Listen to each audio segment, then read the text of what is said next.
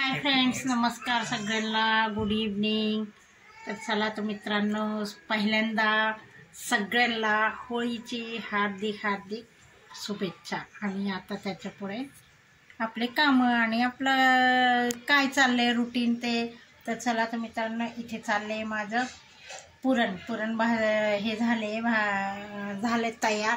आणि इथे चाललाय मसाला. हे बघा, मी मसाल्याची तयारी केलेली आहे. आता वाजले घड्याळामध्ये 5:30. तर म्हटलं करावं हळूहळू कामं. तर आता करते मी. आमचं हे ते चालले पुरणाचं स्वयंपाक. आता म्हटलं नैवेद्याचं तरी करावं, बाकीचं काही नंतर केलं तरी चालेल. आज सुट्टी असली होती तरी मी कामाला जाऊन आल्यावर हिमांशू बसला आहे, तनू बाहेर गेली, हिमांशूचं पप्पा पण आहे. इथे बघा डायनिंग टेबल आमचं कशासाठी आहे मित्रांनो, हे बघा.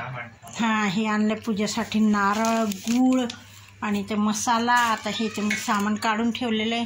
इथे मला दही लावायचे, तर हे दही लावायला बाहेर काढले फ्रीजमधलं.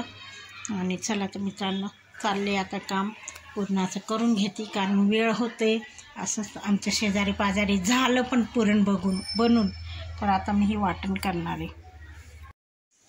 हे बघा मित्रांनो, आता मम्मी इथं भात लावते, मी भात लावते. तिथे झाले आमटी आणि हे झालं पुरण वाटून. आज मी मिक्सरमध्ये पुरण वाटले मित्रांनो.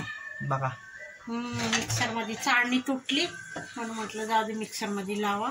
हे आमटी झाली, आमटी चालू आहे. किती तरंग आली बघा मित्रांनो, किती छान. इथं आमटी झाली, झालाच स्वयंपाक. आता फक्त पोळ्या लाटायच्या.